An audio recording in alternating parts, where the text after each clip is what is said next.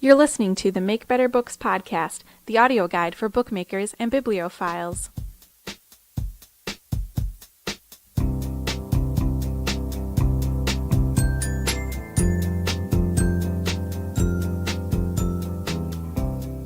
I'm your host, Sarah Moran. This is episode 2, and our topic this month is stencil duplicating.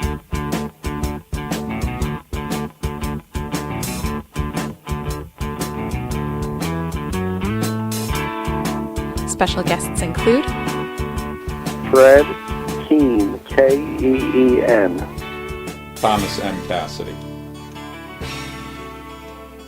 Mimeograph is a term much like Kleenex or Band-Aid, a brand name that simply stands in for what a thing really is or does.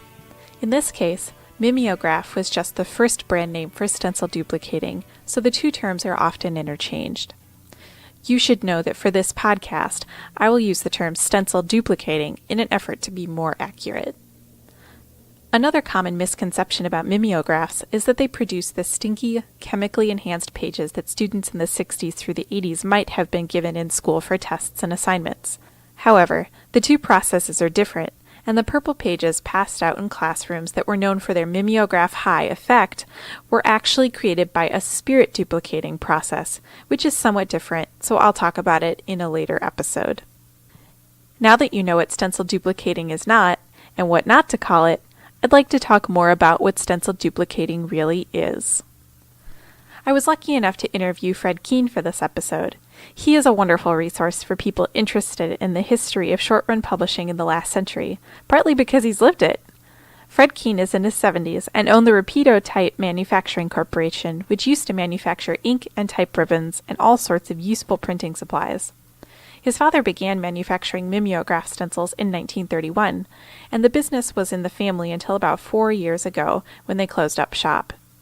Luckily, the business has restructured itself as the distributor supply source, which moves old duplicating supplies as well as ink refills for modern inkjet printers. Supply Source is probably the last distributor in North America of stencil duplicating supplies, and Fred really knows this stuff, so I'm going to let him explain how the process of stencil duplicating works. The duplicating machine is basically a silkscreen process. That is rotary. In other words, instead of the screen being a flatbed, it is a round drum, and the ink is usually inside the drum, and it is forced from the inside of the drum to the outside by centripetal force as the machine spins around, as the drum spins around. The ink goes through the flannel pad, and the stencil is basically the equivalent of a silk screen. And the way a stencil is made is they take a paper similar to tea bag paper, which is porous, and they coat it with a nitrocellulose coating. That is the best I could describe it. It is like soft fingernail polish that has a lot of plasticizers added to it. Okay? Now you could either draw on the stencil with a stylus pen, or for that matter a ballpoint pen, or you could type on the stencil, and basically the coating is pushed aside by the typewriter key or by the stylus pen, and you have the equivalent of a silk screen. That is wrapped around the cylinder. The ink is forced out of the, what would you call it, the spaces where there is no coating on the stencil, because it's been pushed aside, and then the paper is pressed against the stencil, and the ink is transferred to the paper. A few months ago, I bought my first stencil duplicator. With shipping, I paid less than $14 for it on eBay. It's about 50 years old and was made by the Print-O-Matic Corporation in Chicago, Illinois. I got the AR2 model, which is a manual duplicator that prints small postcard-size sheets. To my surprise, when it arrived, the flannel pad was still wet, and there was even a used stencil wrapped around the drum. The ink had never dried. It came with some spare materials like an extra flannel pad, some stencils, a stylus, and even some ink.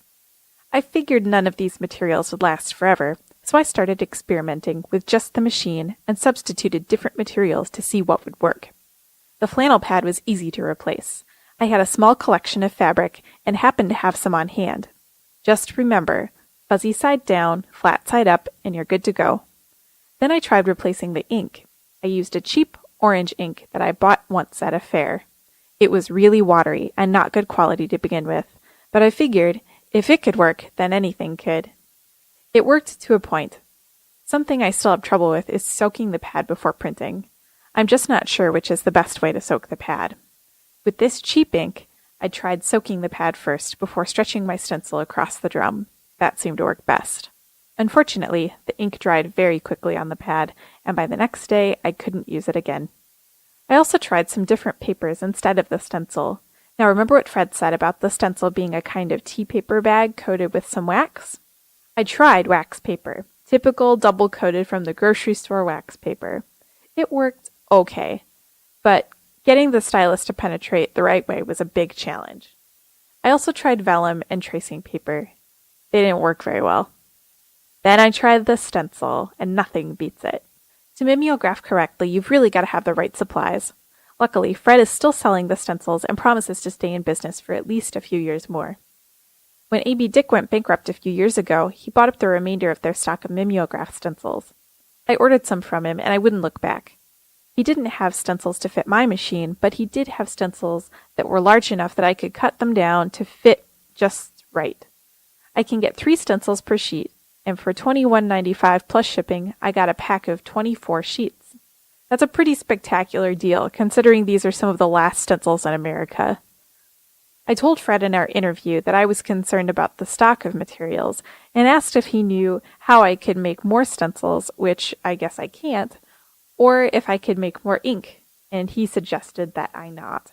Mimeograph ink or duplicating ink is basically a mixture of carbon black, very finely ground up, and oil, mineral oil. Okay, and of course mineral oil, what should I say, dries not at all or very slowly.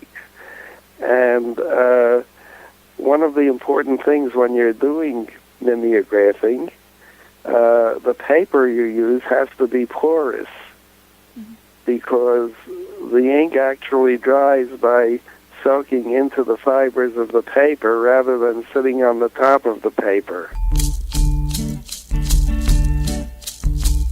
I did manage to print a book on my stencil duplicator, a very short, very small 4-page comic. For me, it's fun to repurpose objects for bookmaking. However, a stencil duplicator isn't exactly the machine you'd want to use to print your first novel. It replicates in a very sloppy sort of printing style that, as Fred says, works best when using cheap, porous paper, like newsprint, to sop up the oily black ink. The reason we even have stencil duplicators today is because one man, Albert Blake Dick, was looking for a way to create labels in his lumberyard. He went to the patent office with his idea for a duplicate printer and realized Thomas Edison had beat him to the punch. Edison was more or less sitting on his ideas, but A.B. Dick saw the potential in them, so he persuaded Edison to license the product to him. What resulted was the first commercial stencil duplicator, called a mimeograph. Yes, the real mimeograph. The product was useful in storerooms, shipping departments, unions, schools, churches, and other organizations of that nature. So you see, the normal guy with something to say did not, for much of the life of the stencil duplicator, have access to it. It was an institutional device, not a self-publishing machine, like it came to be in the 60s and 70s.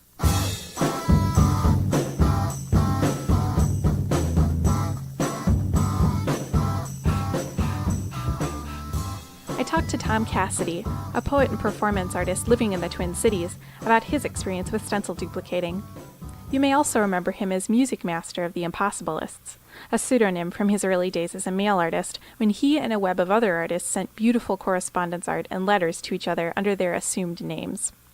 I like the roundabout story he told me about how he got into correspondence art and how that community then felt about the duplication process when it came along.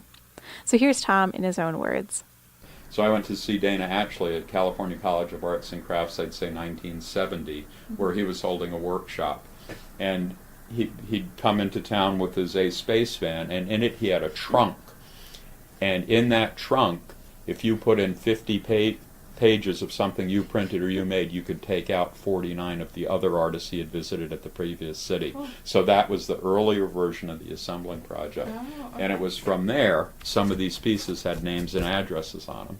And so I wrote to the people, and within a year, there were not companies, there were art groups in Canada who were kind of gathering points, central points for this activity, and they started putting out magazines, and then it got pretty popular.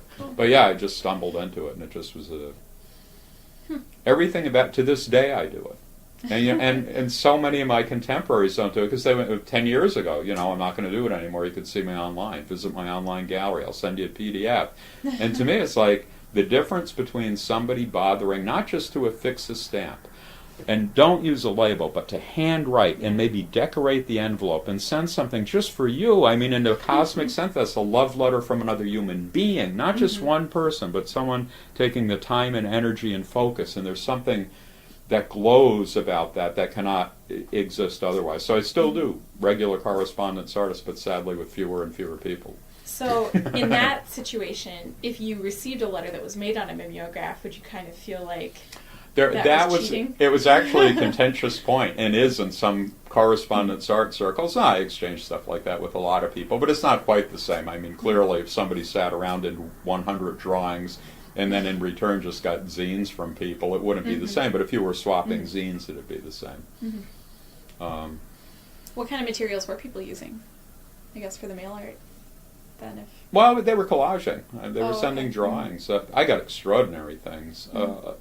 And at that time, when I started doing it, which would be, 70 to 70, actually 69 or so to 73, there were no Kinkos, there were no quick prints. There were either you knew someone at a school who could get you on an otherwise prohibitively expensive Xerox machine, and then Postal Instant Print was the very first 100 copies for $9, totally democratized America. Up until then, freedom of the press really was only for the people who could afford a press. We couldn't afford to print anything, and Postal Instant Print was the first one where you could do 100 copies, and that spiked the growth of correspondence art. Suddenly, everybody could print manifestos. A lot of anger, a lot of politics, a lot of anger at being shut up for so long. Yeah, well, I think so. Sure, it was Well, a lot of punk anger, which was more fun. It wasn't like refined political debate. It was all the early iconic type of images, of the fist in the air and up the system type of stuff. When I met with Tom, he brought a small collection of his self-published poetry books from the Beat era that collected the works of well-known and lesser-known poets. Today, they'd be worth some serious money. But for now, he's content to hang on to his rare, valuable collection of 8.5 by 11-inch stencil duplicator-made zines. So mostly schools had them, and schools had them, and some. I used one at a YMCA. Okay. They had one in the office, and I think I also knew there was one at the Clifton Boys Club had a Mimeo machine too, but I had no way to get to it. You did need to know someone, and you certainly had to at least pay for the paper, and in the case of a lot of the things I did, you had to print them after hours. Stencil duplicating used to be a process that was out of reach for personal use. It's not for us, though. So look to the website soon. That's makebetterbooks.com for helpful keyword terms that you should use to find your own stencil duplicator on eBay. Generally, if you want something useful and affordable to help you make your artist books or zines, you can't just search for a mimeograph. Since Thomas Edison licensed the idea, his name is all over that product, and those models just cost more for the label. The stencil duplicator is a pretty remarkable piece of dead media. It's aged well. The manual models are so mechanical and solid that they still run really great. Plus, for the time being at least, guys like Fred are out there, still selling supplies at reasonable prices. More important for you, though, the stencil duplicator could become a useful tool for you and your creativity. With that in mind, go out there and make something. Here's some music for you to work by. It's Tao with the Get Down, Stay Down, singing swimming pools. We are nothing if not your granddaughters. We've been nothing but dignified. We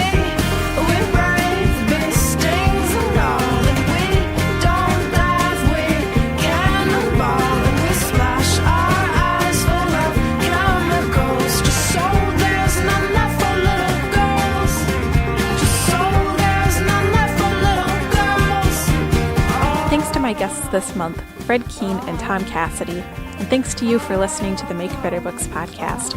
I'll be back soon with more bookmaking tips and ideas.